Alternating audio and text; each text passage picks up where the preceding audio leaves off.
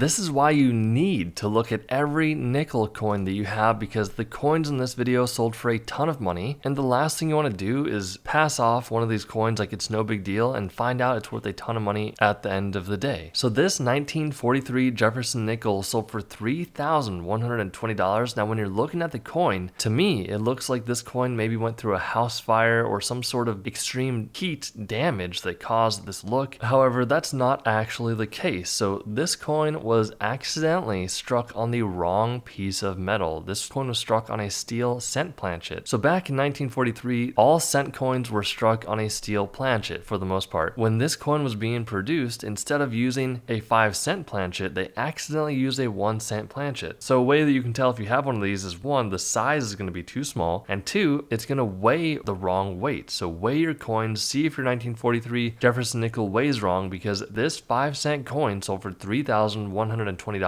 This is an awesome coin, and typically it is not going to bring this much money. However, most buffalo nickels are only going to be worth a few dollars, but this example sold for $600. That's a lot of money for this buffalo nickel. Again, it's a genuine United States 5-cent coin. These coins were produced before the Jefferson nickels. Now you're going to notice a little darkening of the area around the date. That's because this coin was so dirty that someone knew that, hey, I don't know what the date is on this coin, but what they do typically is they're going to drop a little bit of acid on the coin to reveal the date. This does damage the coin. However, in this specific instance, it's well worth it, because what they did was they turned a coin that was only worth a few dollars into a coin worth $600. Now, why does that matter? Well, it matters because when they revealed the date, they noticed it was a doubled die obverse. Now, obverse means the front of the coin, reverse means the back. During the minting process, there was an error on these coins that caused the date to be doubled. That is something you need to be very well aware of on these 1916 coins. So if you have a buffalo nickel and you can't see the date, you want to try to find out if it's a double die obverse on a 1916, because that is a lot of money for a buffalo nickel in this low of a grade. We'll be quick, but this is one of my favorite buffalo nickels. This is a 1918 coin that sold for $3,600. Now typically in the very fine 25 grade like this one, the value is not going to be this high unless you have a 1918 over 7 coin like this one is. So the area you want to be looking at is that 8 at the end of the date there. You can see it almost looks like there's a 7 and an 8 at the same time. That's because this is an error that should have never happened, but it's a very collectible error that people really want to add to their collection. So if you have anything like this, guys, you want to contact a few coin experts and get it evaluated to make sure you're getting the right value of your coin. Let's go to the next one. $9,600 for this 1914 5-cent coin graded by PCGS at a proof 68. One thing I want to point out right to begin with is this beautiful purple and gold coloration going on. This is what we call toning, and it's when the air will oxidize with the metals in the coin, causing this discoloration look. Now, toning typically will only increase or decrease the value based upon the eye appeal. So if a collector looks at this coin and says, hey, that is a beautiful coin, I want to add that to my collection, they're going to want to pay more money just based on the eye appeal, versus someone who looks at a coin and says, wow, that is really distracting. So sometimes toning can come in a really bad look. Again, it's all based on the eye of the beholder. Someone may think this coin is beautiful while someone else may think it is distracting and unworthy of getting this high of a value. All you really care about is how much money your coin is worth. So this is what you want to be looking for. This has the reverse of a 1938. So the front is a 1940, the back is a 1938. This should have never really happened during the minting process. However, this specific date, it does happen. So if the back of your 1940 coin looks just like this, then there is a chance that you have a coin that is worth a ton of money, especially if it is a proof coin like this one that sold for $9,600. All right, this is very, very similar to one of the first coins we went over, which was that buffalo nickel. This one has that double die obverse again, but this one actually got a grade and it did not get acid damage over that date like that earlier buffalo nickel. This one got a grade of a fine 15. It has a double die obverse there in the 1916 date, as you can see. $10,800 it sold for. That's a lot of money for a buffalo nickel. Here we are again. We have a 1914 D 5-cent Jefferson nickel. Now this one has what we call a D over horizontal D error. So this coin sold for $12,000. You're going to want to look on the back of the coin. This one also has the full steps on the back. Before we go over the D mint mark, let's look at the Monticello area. Above that area, you're going to see the full steps. Now the full steps are the highest point on the coin. They get worn down the quickest, and they are the hardest to strike during the minting process. What you need to know is that full steps only really matter on mint state coins and not so much with coins that have been circulated and that are a lower grade. Specifically, grading companies like PCGS and NGC will only designate the full steps if your coin is in a mint state grade. If it's lower than a 60, then they're not going to designate it, so it doesn't really matter in that case. But on a coin like this, the full steps will only increase the value of the coin, but the big factor here is the D over horizontal D. So zoom in on the mint mark on the back right hand side of your coin and see if it has a D over horizontal D mint mark like this one, because this coin once again sold for $12,000, $19,800 for this 1964 Jefferson nickel. Now looking at this coin, you may not think that it's worth that much money, but it sold for a ton. That's because this 5-cent Jefferson nickel was graded by PCGS at a mint state 66, and there is a repunched mint mark on this bad boy. So check this out. Look on the back right hand side of this coin. You're gonna see some doubling happening in that D mint mark. That's because the mint mark was punched and then repunched. That's why they call it a repunched mint mark, and it sold for $19,800. Last but not least, we have a coin that sold for $33,600. That's an astronomical price for a Jefferson nickel, and I'm glad that we added this one in here because this is a 1938D 5-cent Jefferson nickel that looks like it might have some cat urine on it. I'm just kidding. That is called toning once again, and while I personally, as you can tell by my comment there, I'm not the biggest fan of this look. However, as you can see by that price tag of $33,600, clearly someone thinks this is a very cool piece of coinage we have here. It is a very high grade, don't get me wrong. PCGS designated this coin at a 68 plus grade. It does have those full steps on the back. This coin sold for a staggering $33,600. Now, if you want to learn a bit more about coins and currency and you want to dive in, then what I recommend is picking up our completely free coin and currency ebook down below. No strings attached. Just click on the link down there and you'll pick up the free coin ebook, and we will see you in the next video.